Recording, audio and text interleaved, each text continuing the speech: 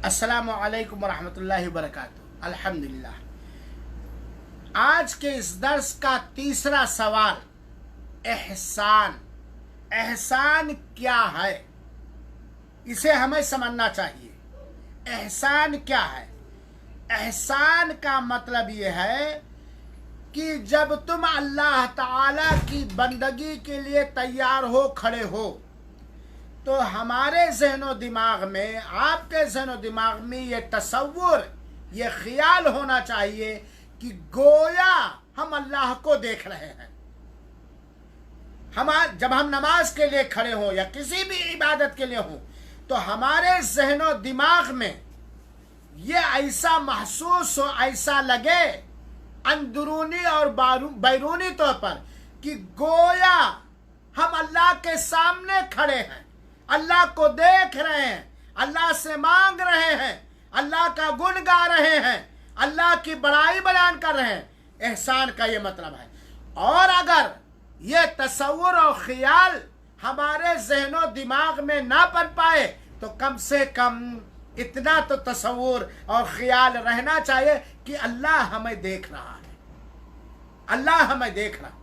ये एहसान का मतलब है। अंताबुदल्लाह कान्नका तरा, अल्लाह की इबादत इस तरह करो कि गोया तुम अल्लाह को देख रहे हो। वइन लम तकुन तराह फइन्नहु यराक, और अगर तुम्हारा यह तसव्वुर नहीं पैदा हो पा रहा है, तो कम से कम ये तो ख्याल रहे, ये तो ध्यान रहे कि अल्लाह तुम्हें देख रहा है। ये एहसान का मतलब है। और यकीनन ये दीन के जो 3 मरातिब हैं, इस्लाम, ईमान, एहसान। एहसान ये सबसे ऊंचा रुतबा दीन का है, सबसे बुलंद मर्तबा है दीन का। और जब बंदे के दिलो दिमाग में इबादत के वक्त ये तसव्वुर पैदा हो जाएगा कि गोया वो बिल्कुल अल्लाह के सामने खड़ा है, अल्लाह के रूबरू खड़ा है, अल्लाह को देख रहा है, तो यकीनन उसके इबादत में जो सुकून, जो इत्मीनान और दिल की जो हाजिरी होगी, जो खुशू और खुजू होगा, जो इखलास नीयत और उस इबादत के साथ मोहब्बत होगी, उस इबादत के साथ अदब और एहतराम होगा, यकीनन वही चाशनी है इबादत की और वही मिठास है इबादत की। अल्लाह की मिसाल नहीं दी जा सकती। लैसा कमिथलिही शै, अल्लाह के मानिंद कोई चीज नहीं। वो समीउल बसीर, वो सुनने वाला और देखने वाला है। लेकिन आप थोड़ी देर के लिए तस्लीम करें, एक तालिब इल्म जब अपने उस्ताद के रूबरू सामने खड़ा होता तो चिद बिद भी नहीं करता, बेजा हरकतें भी नहीं करता, ज़हनो दिमाग को इधर उधर नहीं घुमाता, बिल्कुल उस्ताद की हर बात पर ध्यान लगाए रहता। आदमी के अमल में खुशू और खुजू, उम्मीद, खौफ, भरोसा, उस इबादत से मोहब्बत उसी वक्त काबिल दर्जे तक पहुंच सकती है, पाई जा सकती है, जब बंदा अपनी इबादत में मुहसिन हो और उसके अंदर एहसान पाया जाए। अगर ये तसव्वुर है तो कम से कम ये तो महसूस है कि कहाँ है हम, अल्लाह हमें देख रहा है।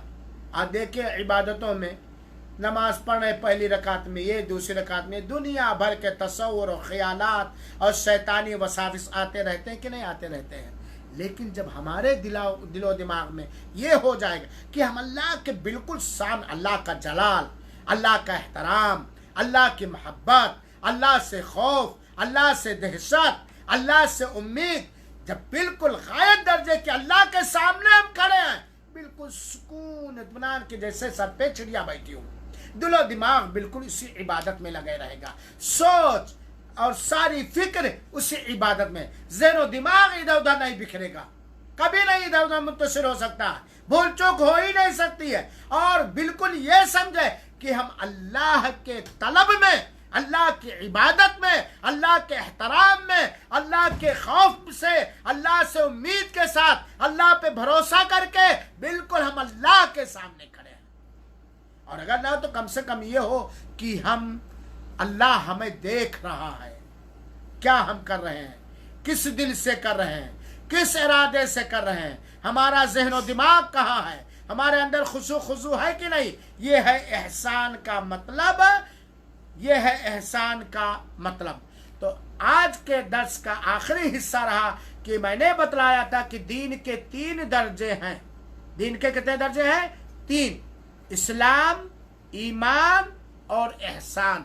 और इस्लाम के बारे में बतलाया, ईमान के बारे में बतलाया और एहसान के बारे में मैंने बतलाया। आइए अगला एक सवाल और समझ ले, फिर दर्स को मैं खत्म कर रहा हूं। तौहीद का माना क्या है? आप ये जानते हैं कि तौहीद ही वालों को दुनिया में अमन मिलेगा और हिदायत मिलेगी।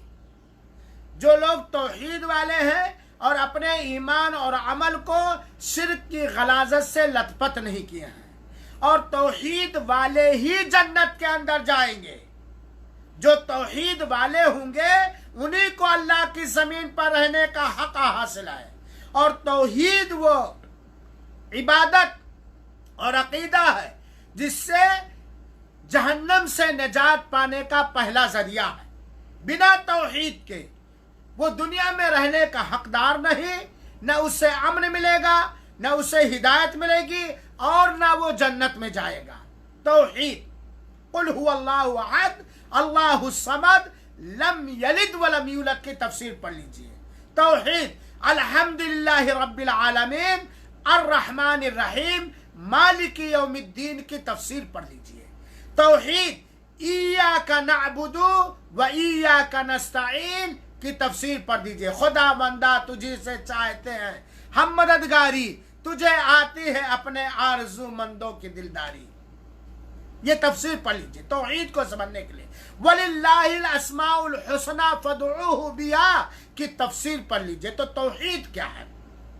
तौहीद कहते हैं, तौहीद का मतलब यह है, इसका मफहूम यह है कि हर तरह की इबादत को, हर तरह की, जर्रा के बराबर इबादत है वो भी, उहुद पहाड़ के बराबर है वो भी, हर तरह की इबादत को अल्लाह ताला के लिए बजा लाना, इस बात का इकरार करना कि अल्लाह ताला ही अकेला रब है, वही मालिक और मुख्तार है, वही खालिक और रोज़ी रसा है, वही जिंदगी और मौत का मालिक है, सारे मखलूकात का पैदा करने वाला और पालने वाला सिर्फ और सिर्फ अकेला अल्लाह ही है।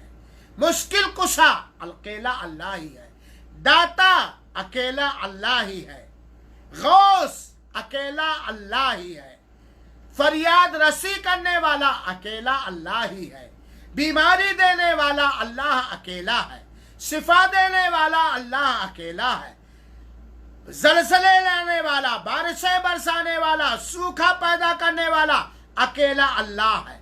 जब अकेला अल्लाह ही कायनात का खालिक और मालिक और राज़िक और चलाने वाला है तो अल्लाह ताला ही अकेला इबादत का हकदार है।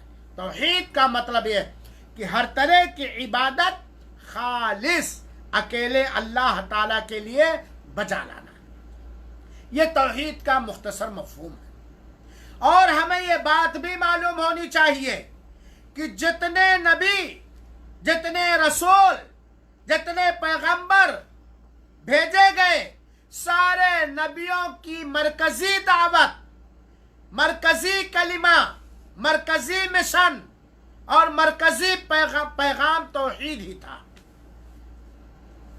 वलक़द बअसना फी कुल्ली उम्मतिन रसूला अन इअ्बुदुल्लाह वज्तनिबुत तागूत। अल्लाह ताला कहता है हमने हर उम्मत में रसूल भेजा, क्या पैगाम दे करके? अन इअ्बुदुल्लाह, कि अल्लाह ही की इबादत करो, अल्लाह ही से लो लगाओ, अल्लाह ही को पूजो, अल्लाह ही से मांगो, अल्लाह ही पर भरोसा करो, अल्लाह ही से डरो, अल्लाह ताला ही से उम्मीद रखो।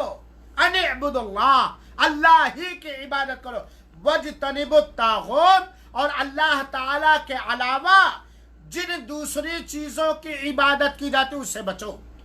सारे नबियों की दावत क्या थी? तौहीद। सारे रसूलों का पैगाम क्या था? तौहीद। तौहीद ही को समझाने के लिए, तौहीद ही को फैलाने के लिए, तौहीद ही की तालीम देने के लिए आदम से लेकर के आखिरी पैगंबर अहमद मुस्तफा सल्लल्लाहु अलैहि वसल्लम तक सारे लोगों को ही इसी तौहीद के खातिर पैदा किया गया। बल्कि सारे नबियों को ला इलाहा इल्लल्लाह के लिए पैदा किया गया। आसमान को ला इलाहा इल्लल्लाह के लिए पैदा किया गया, जमीन को ला इलाहा इल्लल्लाह के लिए पैदा किया गया, फरिश्तों को ला इलाहा इल्लल्लाह के लिए पैदा किया गया, और वलियों को ला इलाहा इल्लल्लाह के लिए पैदा किया गया। ये आसमान और जमीन, ये लौलाद, ये अल्लाह के रसूल के लिए नहीं पैदा किया गया, ना आखिरी पैगंबर के लिए और ना किसी दूसरे उलुल अज़्म रसूल के लिए। ला तौहीद के लिए, ला इलाहा इल्लल्लाह के लिए सारे नबी भेजे गए।